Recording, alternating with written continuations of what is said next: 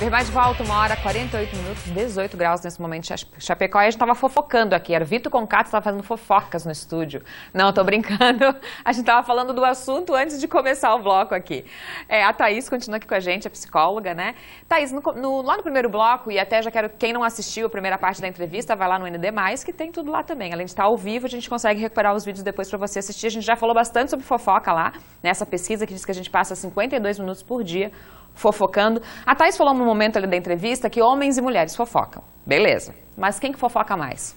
Tem mitos que são as mulheres, né? E aí?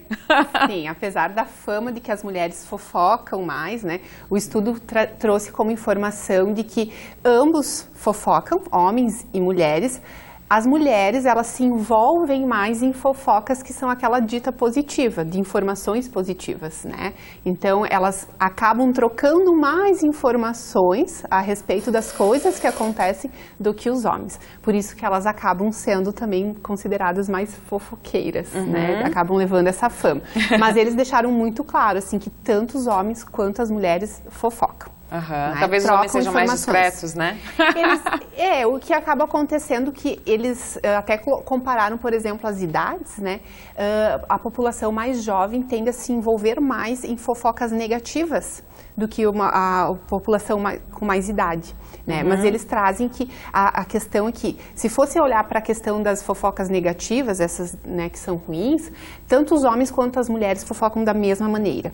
Só que as mulheres, elas se envolvem mais em trocar informações positivas, fofocas ditas positivas, né? Então essa é a diferença principal. Mas o estudo diz também que isso vem, até você citou um pouquinho, né? Isso vem de muito tempo, né? O homem precisava, na verdade, fofocar para poder sobreviver, é isso? Sim, é que é comunicação. Né? Então, enquanto seres humanos, nós precisamos de comunicação, de informação para saber, né, o que é um perigo, o que não é, o que é confiável, o que não é, que pessoa eu posso confiar, que pessoa eu não devo confiar. E isso tudo são características dos seres humanos que foram se desenvolvendo. Então, a informação é necessária sempre, né? Porque senão a gente fica no total desconhecimento.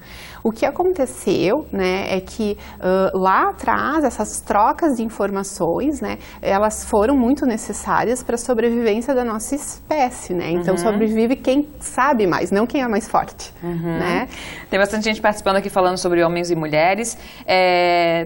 Só falando assim que a mulher fofoca mais e tal. Tem uma pergunta que deixa eu ver se eu consigo recuperar aqui. Como a pessoa não se identificou? Como falar para uma pessoa que ela é fofoqueira demais? Como falar para essa pessoa? Eu acredito que a gente tem que partir da ideia, assim, de qual que é o vínculo que se tem com essa pessoa, qual a aproximação, né? Se é uma pessoa mais próxima, né? De um jeito bem carinhoso, né, mas também bem verdadeiro, poder dizer que às vezes aquilo que ela está falando, talvez ela nem se dá conta, mas ela acaba trazendo assim coisas que não são legais e não são agradáveis para as pessoas que estão ao redor dela, né? Então é importante assim falar, mas sempre falar também de um jeito que não vá fazer com que a pessoa se sinta de alguma maneira ofendida ou agredida. Ou vai virar alvo da fofoca dela. Exatamente, exatamente.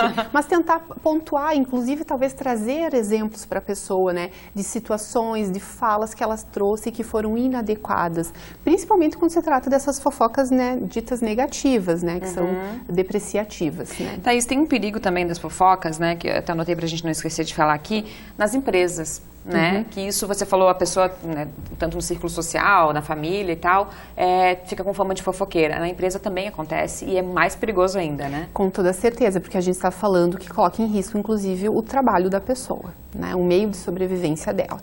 Tem que ter muita delicadeza, né, porque, em primeiro lugar, nós estamos num ambiente de trabalho para trabalho, né? Claro que faz parte também das relações a descontração, a troca de informações.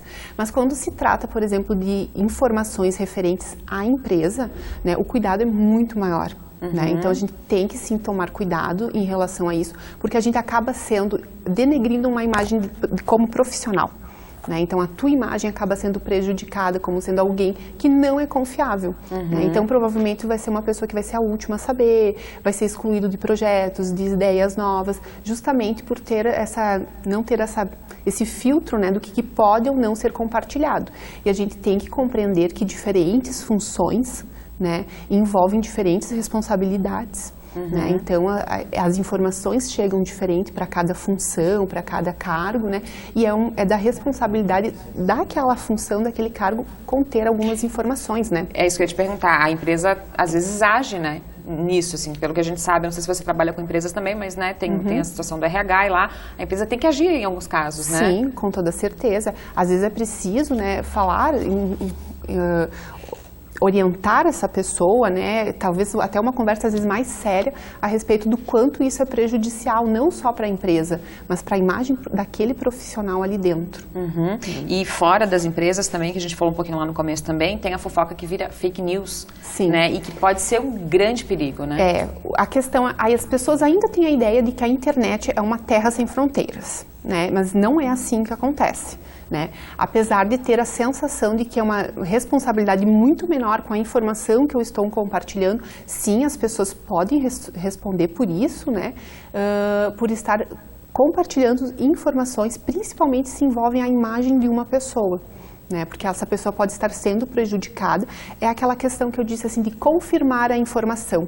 Né? Então, eu recebo uma informação e eu vou repassar, mas antes de repassar, eu tenho que ter certeza, eu tenho que confirmar essa informação.